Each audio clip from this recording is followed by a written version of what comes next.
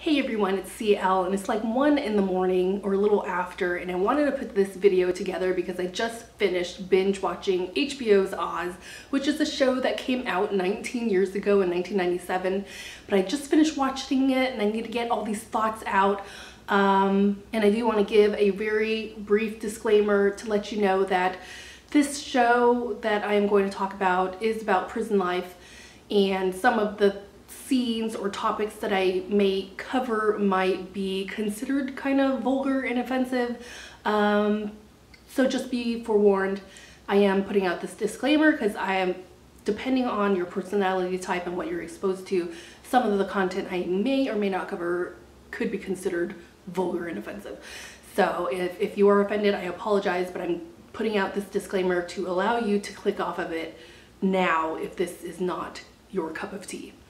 As for myself, so HBO's Oz, I got into it because my husband started watching it and I was just curious what it was all about. And this show is about prison life, in particular Oswald State Penitentiary, which is a level 4 maximum security prison. We follow these prisoners who nickname the prison or the nickname for the prison is Oz, and within the prison is like an experimental cell block unit called Emerald City. So we follow these prisoners in Emerald City and kind of we are introduced to this large array of sketchy characters, and we kind of follow their prison life as far as what they go through, the politics, the people that work there. And I was not planning on watching this show. I got into it because my husband was watching it and I happened to hear it from the other room, like what was going on, and it sounded interesting. So I came out of the room and sat down on the couch to watch it with my husband, and I was totally engrossed in it. And the beginning episodes, I wasn't sure if I would like it because it is very violent and they talk about murders and rapes. So this series lasts 6 seasons, and by the end of season 1, I was already starting to get invested in the characters, which is really weird because this show is about very undesirable people who have committed very heinous crimes.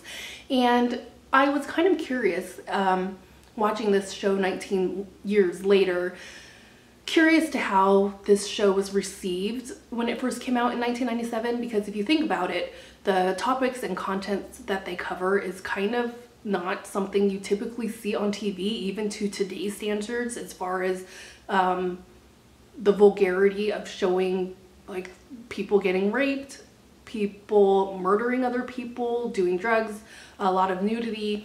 So in that sense, I have that curiosity, but because even to today's standards, I would think that that's pretty ballsy of a TV show to cover such topics, because even to today's current standards, the last show I watched about like someone being in prison is HBO's The Night After, and even in that show, the content that they showed wasn't nearly as bad as Oz. Oz was wow. Oz made me say wow, and kind of there were times where I actually had to cover my eyes because I know it's fake, but I had to cover my eyes because I didn't want to see someone in the situations that they were in. One thing that I actually thought was a nice change of pace, and I hate to put this out there, but I'm going to be totally honest, and I even mentioned this to my husband, is how much nudity they showed. And as a female who's attracted to men, I thought it was a nice change of pace because this is a men's prison, so all the nudity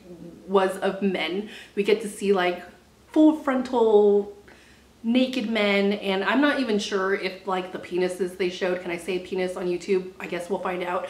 I'm not even sure if like the penises they showed on the show were like real or prosthetic, but it was just a nice change of pace as far as the shows that I watch, because all the shows that I watch, they always show like women's breasts, full frontal nudity on women, and rarely do we get to see like a guy fully nude, you know. And in this show we got to see that a lot. So as a woman who's attracted to men, I thought it was great. Now my husband kind of stopped watching the show, or stopped really watching this show around like season 3. He said it was because he felt it was repetitive.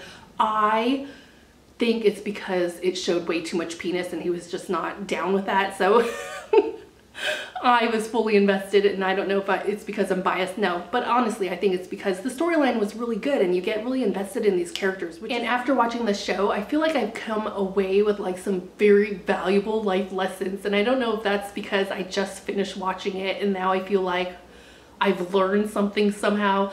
Like, if someone picks a fight with you, you absolutely have to fight back or you end up being somebody's bitch, and that's the last thing you want to do, is to be somebody's bitch, because you'll never live it up, and to climb out of that label is very hard to do. So in my mind, I'm like, wow, that is a very powerful life lesson, that I should apply that to my life. That if somebody picks a fight with me, that I should fight back, because, you know, don't want to be at the bottom of the food chain. But no, I'm not really that type of person. I don't like, well, I want to say I don't like violence, but you know, if someone was trying to hurt my family, you know, I'm not above it. And as I'm watching the TV show, especially when I'm watching it by myself, I can't help but provide like my own commentary. Like, I talk out loud towards the TV, or I'll just talk out loud to myself. And there was like situations, like there's this female CO who kind of has sex with all the prisoners, and it got to the point where one of the prisoners is like turning her down. He's like in there for like 15 to 20 years and he is turning sex down. If someone is turning you down that is in prison for that long, that is a good indication that you are a crazy bitch. And throughout all the seasons, I was like providing my commentary, and in some ways I wish like I would have like recorded it, because to listen to it back and kind of relive my reaction through each season. And there was like situations that just wouldn't make sense to me. Like, they're in Emerald City, there's like these TVs and the prisoners can sit around and watch TV, but I guess in order to hear the volume you have to wear headphones. But thinking back to the year this came out, I'm like, how can all those prisoners that are sitting around the TV all be listening to the TV with these headphones? Because don't they have to be plugged into some sort of headphone jack? And whenever, I know it's fake, but just logically in my mind, whenever I would see them like suddenly get up, I don't see them suddenly unplugging it. They just kind of like walk away, and I don't imagine like this long cord that's hooked up to the TV. So it's like small things like that. And one of the things that surprised me is that whenever I watch a show, there's always that someone who you gravitate to. There's always that someone that you decide is the show hottie. There is that someone who you decide that you want to root for and hope for like a happily ever after. And there's that someone that you just wish that the worst things upon them. So for us, as far as like the show hottie, which is a total stretch because mind you, these people are very undesirable. If I had to pick the one person that I would consider like the heartthrob of the show, if you can even say that as far as this TV show, but if I had to like reach out and really pick someone, I would have to go with Ryan O'Reilly. Now I'm curious to know if anybody who has watched the show will agree with me. And the only reason I say that is, yes, he has committed some very heinous crimes, but as you watch the series, he starts to show that he has some sort of heart, like in the way he takes care of his brother. But it's a double-edged sword, because if you think back to the beginning seasons, he's very, very unstable. It's very clear that he's a narcissist and he has more than a few screws loose in his head. And I guess what draws me to him is that if I have to pick someone, he seems like he does have a heart, but he also seems very intelligent. If you watch the show, you will see that Ryan O'Reilly is like so not fit. Like, when I think of prison and prisoners who are in there for a very long time, I automatically think that all they do is like work out and they're like ripped. He was so not that. He did not have any muscle mass on him whatsoever. He's very smart as far as being able to get people to do things for him. So if he wants somebody killed, he can talk his way into getting someone else to do it, so that crime is not pinned on him. So in that sense, there must have been some level of intelligence that he was able to do that. And somewhere along the line, I don't know what season it was, but my heart started to go out to him. And the one character that I really liked this character. I thought he was very smart. I thought he was well spoken, and that whatever idea he had, he was really good at bringing it to fruition, and that was Kareem Saeed. I really loved his character. Like, I can't picture Oz without him. And the one person in the show that I just hated and despised and just hoped that every episode would be the episode where someone would just shank him would have to be Schillinger, because he made everybody's life hell. He's just that person that is pure evil, and I just wanted him dead. Every episode that I watch, I wanted him dead. So all in all, after binge watching all 6 seasons, I'm very disappointed that it came to an end. I know that I'm like 19 years too late, but I wish they would have kept going, and I'm kind of curious like why they canceled the show. Was it getting bad ratings? Were they running out of ideas? Was it because other shows were coming up on HBO that they needed to make room for? But I thought every season, I really loved every season. It was really good, and I feel bad that I'm 19 years too late because I'm not able to talk to people about it. I guess I can read old message boards, but it's not the same, you know? It's not the same as watching it fresh with other people and getting that immediate reaction of what people thought. So yeah, I really love Oz. I hope they make like a Oz part 2 in the future. I would definitely watch it. I really liked it. Every season was a great season.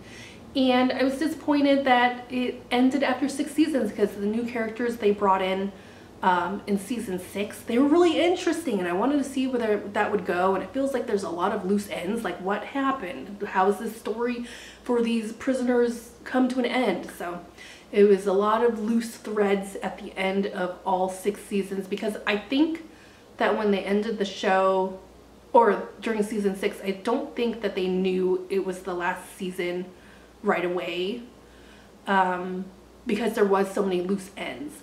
But I hope, I don't know, a part of me wants it to keep going, even though I know this show won't keep going because it's been over for many, many years. But I liked it. I liked it. It was a nice change up from what I've been watching. And man, and now I am going to be thinking about the show and all its possibilities for like a couple weeks until I get attached to another show. But that is my review. I really love Oz, the TV show. Highly recommend if you have a chance to binge watch it. So yeah, thank you for letting me ramble and get all this out, because I get like that. After I watch a show that I really like, I have to tell somebody, and who am I going to tell? Nobody's here for me to tell. So thank you for watching, and I'll see you later.